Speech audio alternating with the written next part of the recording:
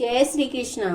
कार्तिक मास में कार्तिक महात्म सुनने और कार्तिक स्नान संबंधी कथाएं सुनने से भगवान विष्णु और लक्ष्मी जी की समीपता प्राप्त होती है, उनकी कृपा प्राप्त होती है। आज हम कार्तिक महात्म के 30वें अध्याय का पाठ करेंगे। भगवान श्री कृष्णचंद्र जी महाराज ने कहा, हे प्रिय, नारद जी के वचन सुनकर महाराजा पृथु बड़े विस्मित हुए। अंत में उन्होंने नारद जी का पूजन करके उनको विदा किया। इसी कारण माघ, कार्तिक और एकादशी, ये 3 व्रत मुझे अत्यधिक प्रिय हैं। वनस्पतियों में तुलसी, महीनों में कार्तिक और तिथियों में एकादशी, क्षेत्रों में श्री द्वारका जी मुझे बहुत प्रिय है।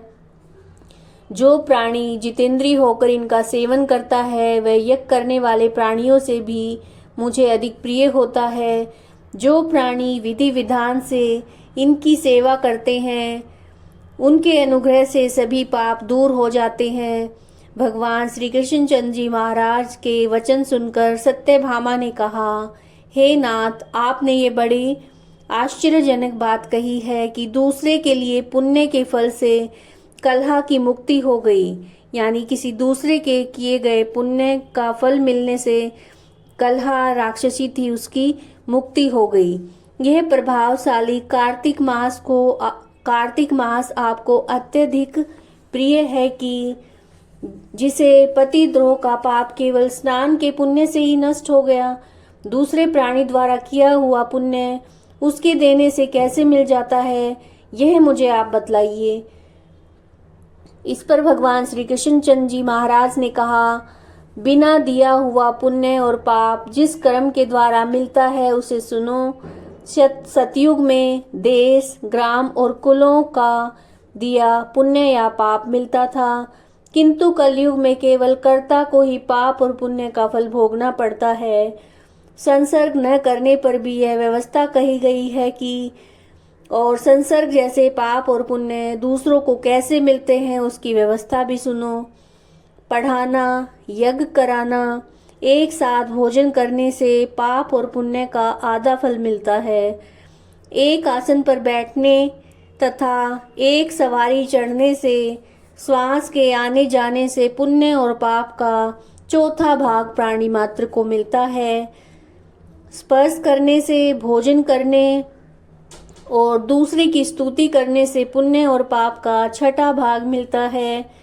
दर्शन करने, सुनने और ध्यान करने से मनुष्य को पुण्य और पाप का 10वां अंश मिलता है। दूसरे की निंदा, चुगली और धिक्कार करने से उसका 100वां भाग मिलता है। पुण्य करने वाले मनुष्यों की जो कोई सेवा करता है वह सेवा का भाग लेता है और अपना पुण्य उसे देता है। स्त्री, नौकर और शिष्य के अतिरिक्त जो मनुष्य दूसरे से सेवा करवा के उसका पैसा नहीं देता है वह सेवक उसके पुण्य का भागी होता है। पंक्ति में बैठे हुए भोजन करने वालों की पत्तल को जो व्यक्ति लांघता है वह उसको जिसकी पत्तल उसने लांघी है अपने पुण्य का छठा भाग दे देता है। स्नान और ध्यान आदि करते हुए मनुष्य से जो व्यक्ति बात करता है, उसे स्पर्श करता है, वो अपने पुण्य का छठा भाग उसे दे डालता है। जो मनुष्य धर्म के कार्य के लिए दूसरे के लिए धन मांगता है वह पुण्य का भागी होता है।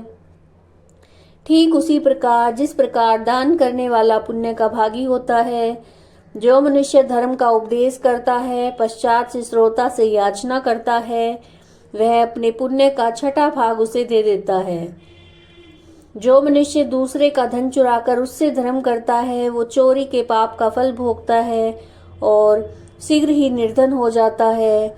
जितना धन चुराता है वह पुण्य का जिसका धन चुराता है वह पुण्य का भागी होता है। बिना ऋण के उतरे जो मनुष्य मर जाते हैं उनको ऋण देने वाले सज्जन पुण्य के भागी होते हैं। शिक्षा देने वाला, सलाह देने वाला, सामग्री जुटाने वाला, प्रेरणा देने वाला, ये सब पाप और पुण्य के छठे भाग को प्राप्त करते हैं। राजा प्रजा के पाप पुण्य के षष्ठ अंश का भागी होता है। गुरु शिष्यों का पति पत्नी का और पिता पुत्र का, स्त्री पति के किए पुण्य का छठा भाग पाती है। पति को प्रसन्न रखने वाली आज्ञाकारिणी स्त्री पति के किए हुए पुण्य का आधा हिस्सा ले लेती है। जो पुण्य आत्मा पराये लोगों को दान करता है वह पुण्य का छठा भाग प्राप्त करता है। जीविका देने वाला मनुष्य जीविका ग्रहण करने वाले मनुष्य के पुण्य के छठवें भाग को प्राप्त करता है। इस प्रकार दूसरे के किए हुए पुण्य या पाप बिना देने के भी दूसरे को मिल सकते हैं, किंतु ये नियम जो कि मैंने बतलाए हैं कलयुग में लागू नहीं होते हैं। कलयुग में तो एकमात्र कर्ता ही अपने पाप और पुण्य भोगने पड़ते हैं। इस संबंध में एक बहुत पुराना इतिहास जो कि पवित्र भी है और बुद्धि देने वाला भी है, कहता हूँ उसे ध्यान पूर्वक सुनो। यह कार्तिक महात्म का 30वां अध्याय था। अगर आपको वीडियोस पसंद आ रही हैं तो लाइक कीजिएगा, चैनल को सब्सक्राइब कीजिएगा। जय श्री कृष्ण।